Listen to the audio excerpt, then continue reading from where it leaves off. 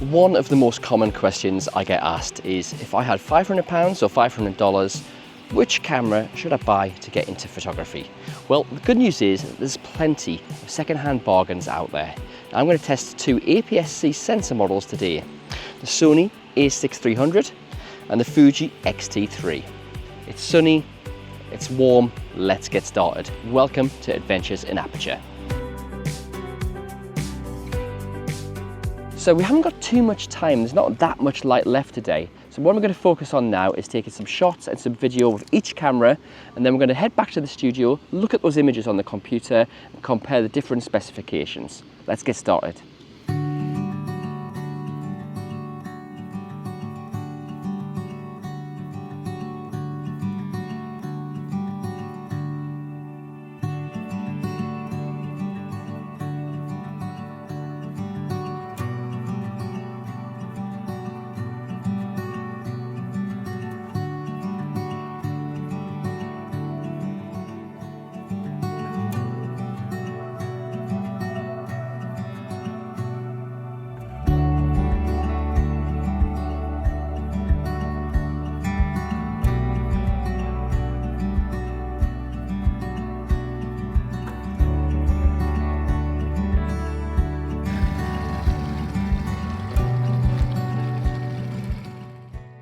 Okay, I've had some fun, I've taken some pictures and some video. We're going to head back now, see what we can determine about both these cameras. They've both been brilliant to use today.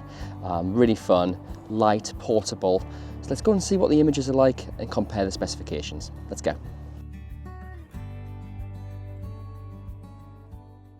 So that was some great time out with the cameras, but now we're back in the studio. It's time to start comparing the Sony A6300 against the Fuji X-T3. So a quick refresher, the X-T3 was launched back in September 2018.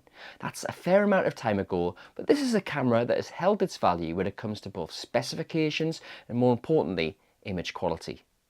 And image quality is why this camera is so revered. Built around a 26 megapixel APS-C X-Trans CMOS 4 sensor, the X-T3 pairs all that modern colour science technology into a beautiful retro style body. This camera sold well.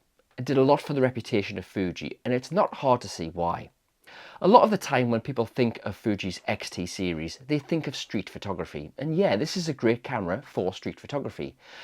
But to pigeonhole it just into this genre is selling the X-T3 short. This is a great camera for everyday photography, including landscapes and portraiture photography too.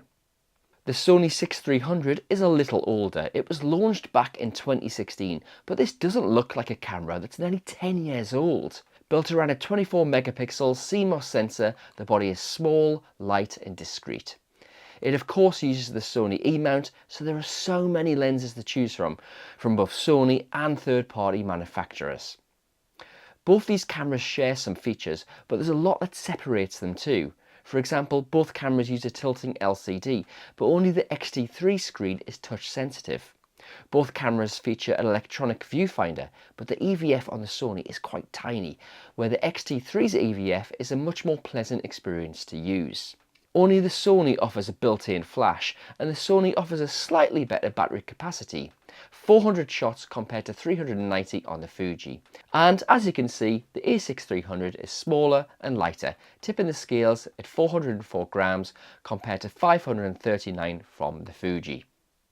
The Fuji offers a faster burst rate, 20 frames per second compared to 11 frames per second from the Sony, and the Fuji offers dual SD card slots compared to a single shot on the Sony. And actually the memory card slot for the Sony is on the battery compartment at the bottom here.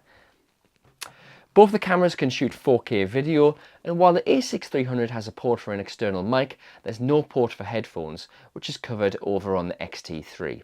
That said, for video, I actually preferred using the Sony and actually quite like the placement of the record button on the side of the grip. When it comes to image quality, the X-T3 has a certain magic to the colour science. I much prefer the tones and level of saturation right out of camera, but both cameras produce really good RAW files that stand up to a high amount of editing in software such as Lightroom.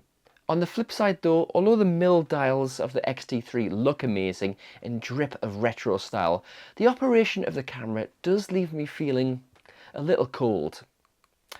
So, what's my verdict on this APS-C shootout? Well, both cameras offer great value for money, and for those getting into photography and on a limited budget of £500 or $500, either would make a really great buy. But which one would I spend my own money on? It's a close call, but I think I would side with the Sony, simply because I think it would be easier and more affordable to build a system around, and especially because I shoot a lot more video as well as stills. The biggest drawback of the A6300 is the fact that the LCD isn't touch sensitive, so if your budget allows, do some research and try and find yourself an A6500, which not only has a touch sensitive LCD, but also features IBIS as well. Now, over to you. Which camera would you go for in this APS-C showdown? The Sony or the Fuji? Let me know in the comments section. I try to reply to every comment, and please remember to like and subscribe as there's a lot more content coming. Thanks for watching, and I'll see you next time.